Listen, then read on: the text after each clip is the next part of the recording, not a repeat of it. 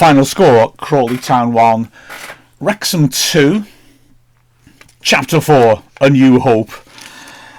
Yeah, after Tuesday we needed to bounce back, and we did. It wasn't perfect, but darn it, it was what we needed. The drama of Elliot Lee's last gasp winner, wow, was quite something. And with teams around us dropping points, it got back on track nicely, and we showed good character in order to fight back after Tuesday, which really was just one of those days. I mean, Phil Parkinson clearly recognised it as such. His comments after the match were stronger than just a complaint about a poor performance. He really could see that he needed to shake things up a bit, and he most definitely did. 5 changes, the most he's made in a year, from league match to league match at least. And yeah, there were substantial ones. Mark Howard in goal instead of Arthur Okonkwo. 2 changes at centre-back. Owen O'Connell coming back in for Dan Scarr. Lewis Brunt came in for Tom O'Connor. And up front, the 2 debutants, Jay Rodriguez and Sam Smith, replacing Ollie Palmer and Paul Mullin. Not Paul Mullin, Elliot Lee. Lee would play a role, though, off the bench. Mullin, by the way, wasn't on the bench. He's going for a shin scan this week, so let's hope that he's able to get up and running literally again quickly. So, Wrexham started off terrifically well, and I've got to say, I mean, that first half, especially the first half hour, maybe a bit more than that actually, it was very pleasing. You know, some of the sluggishness that we've seen in away games was not there. The 2 strikers really gave us opportunities. Smith and Rodriguez gave us options up front. They linked beautifully together despite never having played together. No preparation time for them, of course, having signed the day before. And also, they linked beautifully with Ollie Rathbone, a great illustration of that idea that when you've got good quality players, they will all raise each other and be on the same wavelength. Not that Rathbone hasn't been linking with good quality players already for Wrexham, but yeah, there seemed to be an immediate chemistry as Rathbone was making driving runs up to support the 2 strikers and exchanging passes nicely. And yeah, we were working the ball nicely on the edge of the area. We were direct, we were knocking Crawley backwards and really making chances. Also, we'd obviously spotted that Ryan Barnes against Will Swan, who's an attacking fullback, a wing-back should I say, was an area we could exploit, and we constantly attacked down the right. In fact, very little came down the left, really. Barnett also looking really dangerous and linking well with Dobson and Rathbone as Wrexham got right on top from the get-go. Indeed, we're in the lead after 66 seconds. And this is down to Barnett breaking down the right-hand side. The ball nearly goes out of play. He just wrestles with it and keeps it in. And he does keep it in. The ball partly over the line, but not completely. Fatally, that wing-back I was talking about, Will Swan, just for a fraction of a second, hesitates and puts his hand up to ask for a throw-in. You don't want to give Barnett the fraction of a second because he's looking for that opportunity. He rips a good ball into the near post. Rathbone has made a good run beyond the strikers. He hasn't got an option to shoot though, so he does really well. He brings it under control. Dobson makes a nice run in 2 outs to give him a pass out onto the flank again, but Rathbone does really well. He can see something else, something more juicy is arriving on the horizon, so he holds on to it, and when Matty James arrives, he rolls a lovely ball in, and James punches in a side-footed finish into the bottom right corner. His first goal for Wrexham. Excellently worked. And, well, we'd started quickly, and we would continue to do so. In that opening 10-15 minutes, we could have taken a decisive lead, in all honesty. We were able to play directly to the 2 strikers who were causing problems. Rodriguez has got good technique. He's strong as well. And Smith, if he wasn't winning their headers, he really gives issues to the centre-backs. You know, it's difficult for them to defend because he knocks them off balance and makes them make mistakes by backing into them. And we were really causing problems for Crawley. Our next opportunity in the 4th minute came from a Crawley free kick in midfield. They launched it into the box. We half cleared it. Barnett does brilliantly to pick up the scraps on the edge of the area and feed a fine ball down the right hand side. Smith is accelerating away He works it in, and Rathbone with a lovely little cushioned volley puts Rodriguez one-on-one with the keeper. He hits the volley, maybe doesn't quite get a hold of it as he'd like to, and Cox makes a good stop. We continue to push on. Howard then knocking a long ball for Smith, who does what I just mentioned, backs into the centre-back, and he can't win it, but the centre-back can't either. It goes over their heads. Barnett is there, tears a lovely ball in again into the goal mouth.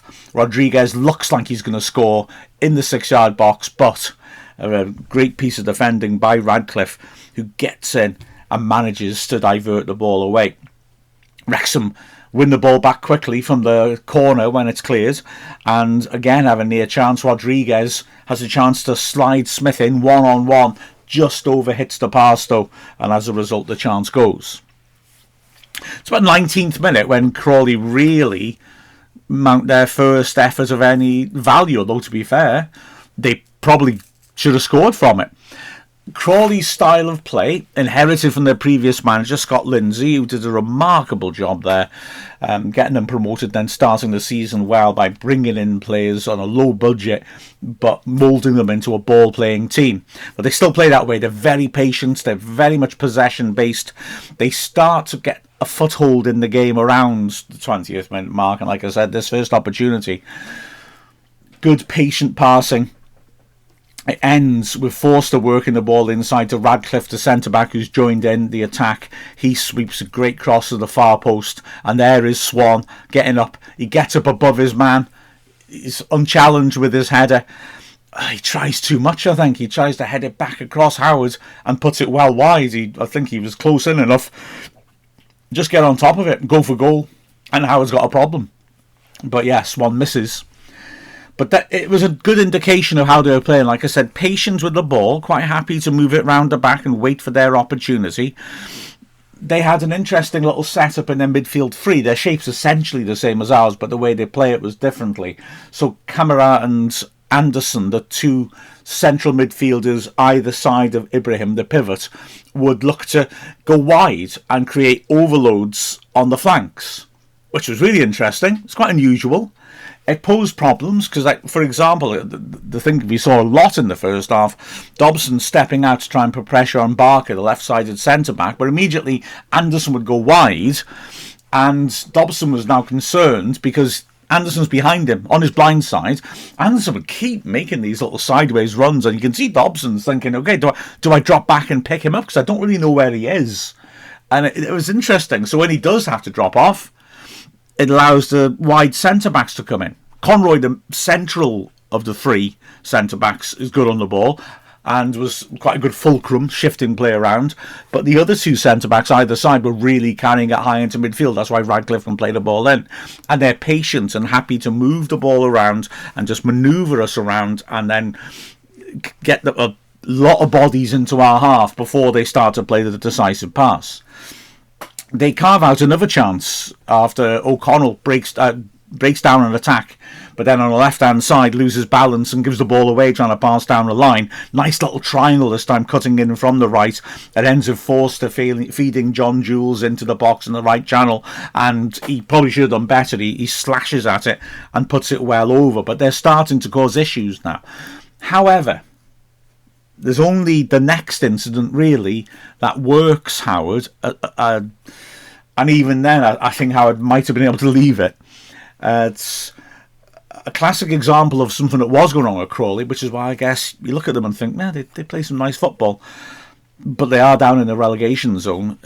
Bad decision-making when it came to the final pass, I think, was crucial. Or at least it was in their failure to score until they do score.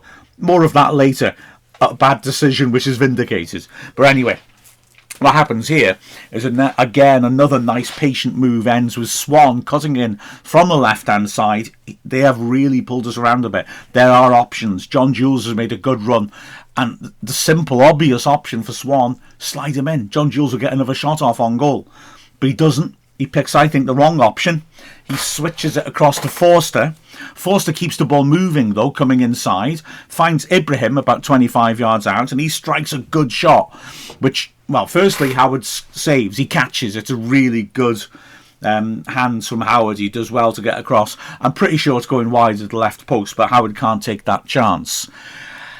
We respond, and we actually have a good spell of chance creation just to essentially remind Crawley that we are on top, because Crawley have started to settle quite comfortably in the way their possession play. Firstly, it's O'Connell hitting a terrific straight ball over the top. Of course, they're the hardest balls to play. They're also the hardest ones to bring under control, but Smith does brilliantly, sprinting through the middle without breaking stride, plucks it down with his foot from in front of him. He's one-on-one with the keeper now. Barker does really well to come across and lean on him, but Smith still, he bears himself like a goal-scoring striker. He still manages to keep enough balance to get a powerful strike on target. It's saved by Cox because he's a really good goalkeeper. He's just come into them on loan from Brentford. Terrific palmarès. He was the goalkeeper for England when they won the European Under-19 Championships, or Under-18 Championships, and he was the goalkeeper of the tournament. And he looked class all the way through. He stands up like a League One keeper usually doesn't. And as a result, I think against most keepers in our division, Smith's shot would have gone in roof of the net, but Cox does well, keeps his nerve, and is able to save it because he doesn't commit early. We continue to pressure. A loose ball in midfield, and, both Brunt and Rathbone attack it. It's a 50-50 at best for us, and yet actually the way they both attacked it, if Brunt hadn't got there first, Rathbone I think would have beaten the Crawley man to it. Brunt does get there first and then surges through the middle of Crawley's midfield. In fact, I feel that that's the flip side of this interesting shape that they had when their two centre midfielders who are either side of the pivot, when they go out wide to make that overload, they do leave themselves a bit empty in the middle of the pitch if you win the ball back and you're able to play the ball through the middle quickly or make an interception, a turnover in the middle of the pitch. This is what happens. Brunt has space to run into, carries it brilliantly to the edge of the box, looks to put Smith in one-on-one, just overhits it slightly though. Cox comes off his line very quickly, goes full length at Smith's feet and does really well to get there first. Smith catches him in the head. Referee rightly stops play. It's an accident and it fell to James McLean, but you can't let play continue. The Crawley fans want Smith sent off, but I think it's telling that Ibrahim is the only player who really tries to make any case to the referee, and the Crawley players see it for what it is. It's an accident, and certainly Smith, who stays with Cox till he's treated and gets up, the two of them pat each other on the back. There didn't seem to be any animosity. I think everybody could see Smith had to go for that. He's got a chance of getting there first, winning a penalty or scoring. He's got to go for it.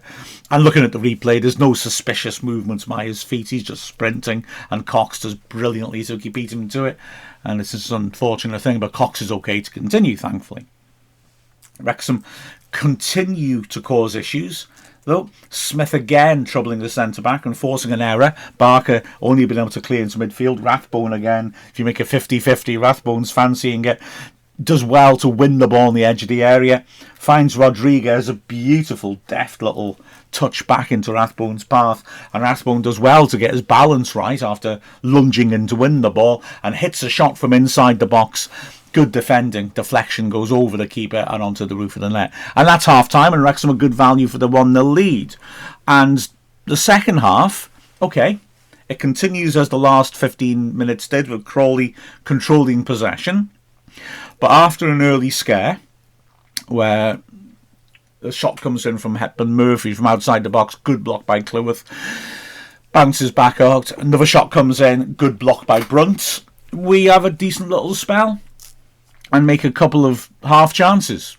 Dobson coming forwards, getting the ball from Cleworth, who runs into the box, and lovely return pass by Dobson. Cleworth gets around the back of the defence. He's in a great position. Not totally sure if he's passing or shooting, but it's a tight angle. It's certainly too close to Cox, who takes it comfortably. And then a few minutes later, danger from a corner. Rathbone curls it in under the bar. It's the one time that Cox doesn't look convincing. He comes into the crowd. He tries to get a two-handed punch on it. It actually goes skidding off his knuckles, sort of up in the air, arcing a little bit behind him. Luckily for him, Barker's on the cover and makes a good clearing header from underneath his own bar. It could have gone straight in. But the danger is not over yet because the ball is cleared out. Matty James does brilliantly. He's running to try and attack the ball, but it comes at an unexpected height and an unexpected angle. How he does that, I'm not sure. But he manages to keep his balance well enough to volley the ball out to the right-hand side. McLean's still there after looking to attack the far post at the corner. He pops it in the box. Cleworth with a tremendous little turn beats his man, and now he's again deep in the area. Drives it across the face of goal. Defender gets a little nick on it, which takes it away from Rodriguez, who's waiting to tap it in at the far post. So far, so good. We've not got as much threat as we did in the first half hour, but we're looking comfortable. But we do lapse back a bit into the sort of worrying little habits we've had in away games. We start to drop off a bit more. We're staying in our mid-block more. I don't think there's anything wrong with that.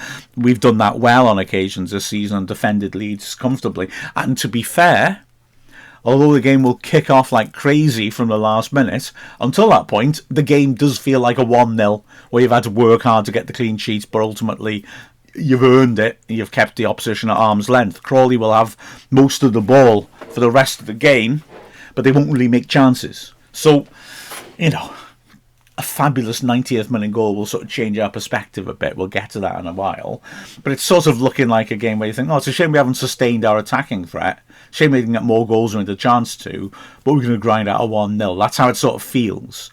The concern, though, is that the service of the strikers dries up a bit. We don't really find Rodriguez and Smith in the same way as we were in the first. And, you know, credit to Crawley for that. Sorry. They've come back into the game better than they were at the start. Certainly Swan is taking a high up position and Barnett's not able to get at him as much. He's having to do more defensive work, which he does well. And also Rob Elliott's the manager of Crawley, I think does quite a neat job of switching things around a little bit. He makes all 5 substitutions fairly early-ish, and they all have an impact. The substitutes all freshen things up a bit, and he's happy to rotate players around. I mean, I just mentioned that Hepburn Murphy got a shot off early on in the second half. I mean, he's a good player, Aston Villa grounding. He comes alive from a slightly deeper position and really starts to cause problems, and you can see his threat. And in fact, he's the one who sort of gets the ball rolling on a nice move with 25 minutes left, bursting forwards from that deeper position, working a 1-2 with one of the subs, Shawumni, and then on the edge of the box feeds Anderson. Now Anderson's got a bit of space now, just outside the D left of centre. He should shoot, but like I said earlier, I think decision making costs Crawley in the attacking third. He doesn't shoot. He finds another of the subs, Kelly, and Kelly tries to curl it into the top right corner, can't get it to come back enough. And nothing then really happens in terms of meaningful threat for a good 20 minutes. Wrexham make changes to freshen the side up. 20 minutes left, Rodriguez comes off, Fletcher comes on. 13 minutes left, Marriott and Longman come on for Smith and Barnett. There's a shout for a penalty with 5 minutes left. I don't think it's a penalty, personally. Not that I'm biased. Adeyemi, who started off coming on the right and was causing issues, then came on the left and caused real issues. He beats Longman, gets into a great position, pulls it back towards the edge of the area. It's a little scramble. Hepburn Murphy tries to retrieve the ball on the edge of the box. Marriott has come back to help out. He certainly makes contact with Hepburn Murphy, who goes down and demands a penalty. I don't think it's a penalty, although it feels dangerous. The rest got a good view and doesn't give it. For me, Marriott does come back. There is contact, but I don't think Marriott actually tries to make a challenge. He's just got back into position, and I think Hepburn Murphy is the player who sort of initiates the contact and goes down. I wouldn't have been astounded if the ref had given it, though, because, like I said, there is contact, but I think the ref gets this right. The ball ricochets to another of the subs, Doyle, and he drives a powerful shot on target, but Lewis Brunt, 6 yards out, gets a good block on it, and it ricochets away. And like I said, it's looking like a 1-0. And then Elliot Lee comes on for Matty James, who took a knock in a challenge. with 2 minutes left. He will play a part, in the dramatic conclusion. But first, 90th minute. Ball into Wrexham's box. Clwyth with a firm header clear. Ibrahim is more, I think, than 25 yards out. He's way out. He takes it on the chest. The ball's dropping in front of him, invitingly for the shot. You can see he's thinking it. I'm thinking, here we are. It's enough of those bad decisions, He's a long way out. There's a lot of bodies in the way. Dobson has got across to him pretty quickly and is lunging and has sort of cut off his view of the left half of the goal. Go on, mate. Hit it. Stick it in the crowd, because that's where it's going, surely, I'm thinking. Another bad decision by Crawley in attack. How wrong I was. I'll have to check what Ibrahim's pedigree is like from long range, but wow. He can rarely have hit the ball as beautifully as he does. This is a magnificent goal. He just strikes it so cleanly and purely. Howard's got no chance. He's lunging for it. He's got absolutely no chance. It just dips over him into the top right corner. Utterly superb goal. And at this point, like I said, I think we deserved a clean sheet because we weren't really troubled by Crawley in terms of them getting shots off. But at this point, of the momentum as there is, and the referee showing there's going to be 5 minutes added on, not beg your pardon, 6 minutes added on, wasn't it? You're thinking, no, 5. Ignore me. You're thinking, we're going to lose this if we're not careful. I'll take the points because we've shown no real threat in the last half hour, not being able to get forwards properly. Fair play to this Wrexham team. They've got guts, they've got character, and they rally. And to be fair, we are the better side in the added time. We have 2 big chances, the last of which, of course, goes in. Firstly, second minute of added time. Dobson, great diagonal, pings it beautifully, just clears the wing back and sends Longman away on the right hand side. Great delivery by Longman to the far post. Fletcher is there attacking the ball, gets up really well. When you look back at it, far be it from me to tell Stephen Fletcher what to do. He goes directly for a header inside the far post, which is where he's attacking, and it just scrapes the bar. You look at it and you think, if he could just nod it down the direction it had come from, that might have beaten the keeper. Oh, it's close though. It's unlucky. He's battling to get on top of it. But that's a warning, because we will get the winner with 6 seconds left on the clock. And again, it's nice build-up play. There's spaces at the back from Crawley, encouraged to look for the winner.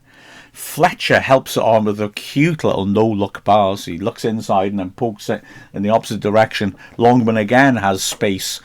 I think something we're learning from Longman, who puts a couple of decent balls in against Stevenage on his debut. You don't want to leave him with enough room to measure across. He puts another beautiful ball back into the box around the penalty spot. Leah's attacking it. He's on his own and he plants a powerful header back the direction it came from. Cox can't get to it. Defender gets across on the line, makes contact, but has no time to get his foot around it, and it just ricochets off him into the roof of the net. Cue mad scenes at the away end, and Wrexham have grabbed a crazy last-gasp victory. I have to address the fact that, looking at it afterwards, a lot of people have suggested that Lee fouls his marker. That's why he's on his own, because his marker's on the floor. This is an interesting one. I mean, I've got to say, let's just describe what happens. The player's tracking Lee's run into the box. Lee gets onto his blind side, and to me, the defender initiates the first contact, is grabbing at him. But Lee does then, with his arm sort of trails across the top of the marker's chest and goes across his neck, and the defender feels that contact and goes down. Referee either doesn't see it or doesn't give it, and Lee's unmarked then and heads it in. Have I seen them given? Oh yeah, absolutely. Having seen the challenge, I wouldn't have been immensely shocked if the ref had given a foul. But if he did see it and didn't get a foul, I think he's right. I'm trying to look at this from the Crawley manager's perspective. If I was the manager of a team and there's 6 seconds left and I've got a defender tracking a run into the box, I would not be happy if that defender felt some contact and went down hoping the ref would give a free kick. I don't think there's enough contact really to knock him over. He's trying to buy the free kick to end the danger, and personally I would want my player to track that run, make the header, and then have a pop at the ref and not give him the foul. So I don't really think there's enough in what Lee did. I think you got to look at what the defender was doing and say, don't do that in that situation, personally. But anyway, regardless, it was a goal and we did win. Promising, because even though the two new strikers haven't had a chance to work with their teammates yet, you could see them linking up with players nicely. You could see their qualities, and we were refreshed by their performance, I thought, in the first half hour. Looking at individual performances, well, Howard was perfectly solid. He essentially had nothing to do. He saved a shot that was going to go off target. He had no chance with the goal. I do not recall any other saves he had to make. The three centre-backs were really good. And I've got to say, hats off to Owen O'Connell, who has had a rough January. Of course, he had a bad time at Barnsley. He had a bad time at Shrewsbury. He lost his place. He comes back in and he was spot on. He was just from the very start, just dominant, winning challenges whenever the ball came near the box. He was really impressive and played a beautiful ball over the top for Smith. It was really good to see. Proper character from O'Connell. Either side of him, again, Cleworth really, really good on the right-hand side. He carried the ball forwards well too, but he was solid defensively. I made Brunt, coming back from injury, man of the match, just about, although I think you could make a case for any of the three centre-backs, to be fair. He was, again, aggressive. He leaped so well, made lots of clearances and blocks, carried the ball dangerously as well. And yeah, I just thought, you could see his quality. We missed him while he's been injured. That was great to have him back. Barnett was a contender for man of the match as well, frankly. He broke forwards really well. In the first half, he was a constant threat, but lots of good balls in. And in the second half, when, as I said, the balance of the game changed a bit, he defended very well. So, good all-round performance by Ryan Barnett. And on the left-hand side, very little came down the left. McLean was just solid. Didn't have any defensive issues. And didn't get many chances really to get into good attacking positions. In the middle of the pitch, again, good performances. Matty James, I thought, did really well. First half, when we're looking to be direct, he's intelligent enough to see where the spaces are and feed it in. I don't mean long ball, I just mean direct, getting at their defence early. And he was feeding some good balls in. Second half, he had to do more of a defensive job. Maybe I'd like him to be able to get the midfield a little bit higher up in that situation and allow him to mix it in the middle of the pitch and disrupt Crawley's passing. But having said that, that's easier said than done. Once Crawley were really getting the ball under control, they weren't giving us much of a sniff of possession. Either side of him, Rathbone and Dobson were excellent throughout. They were both really prominent in that early dominant stage. Rathbone doing Rathbone things, getting in the opposition half and winning the ball high up the pitch. Good quality with him as well, with his interplay with the strikers. That was a fine performance by Rathbone. And Dobson too. A lot of people aren't sure about Dobson in the right side of the midfield central three. He was very, very good. Again, he's on the front foot. He's winning tackles. He's making strong challenges. He pings that glorious ball that sets up the chance for Fletcher. Really good work by Dobson. A lot of the time when we were playing incisive passes into the box, it was him making them and playing them really well. Up front, the two debutants did ever so well. Like I say, Rodriguez, I mean, he's been playing all season, but a lot of it off the bench, and I think he maybe looked like he might need a start or two just to get fully into the rhythm of things. But you could see his quality, his movement, his intelligence, his touch. We brought in a class player there, and he's strong too. He's winning headers from set pieces when we're defending. Good stuff from Rodriguez. And Smith, yeah, like I said, he disrupts the centre-backs. He doesn't have to win the ball with a header, but he can force errors out of them. He's direct, quick, sharp, looks like a goal-scoring striker, looks in full confidence. Nice signing. 4 subs came on. Elliot Lee came on with 2 minutes left. I would argue he did the job, And then, of the others, Longman, again, really well done, Longman. He put 2 glorious balls in. One, of course, is the assist for Lee's header. But yeah, he's got real quality on that flank. Again, you look at him and straight away you can see, Phil Banks and see what he spotted in this guy. And he's, as I understand it, played a lot more on the left at higher levels, cutting in onto his right foot. So we've got a very versatile player in our hands there. He had some issues defensively. Adeyemi particularly really had a good go at him and beat him a couple of times, but yeah, his quality on the ball was really good. And the other subs, Fletcher and Marriott, came on. Marriott continues to look sharp, didn't really get that much of a chance to do much, but worked extremely hard. And again, he looks sharp, he looks ready. And alongside him, Fletcher again showed his quality, showed his goal threat. That cute little pass, the long one. It's not difficult, but it's just enjoyable. Gotta love Stephen Fletcher. Gotta love this team. Even if they're on the back foot, they're determined to try and fight back and show great characters to get the winner. Good stuff. So, with the final score of Crawley Town 1, Wrexham 2, I'm Mark Griffiths from Wrexham AFC. And this is my second take. I recorded it before and there was no audio on it. I've worked out why. I hope. So I hope there's audio on this one. It's 5 minutes longer. It must be better than the last one, mustn't it? Let's see.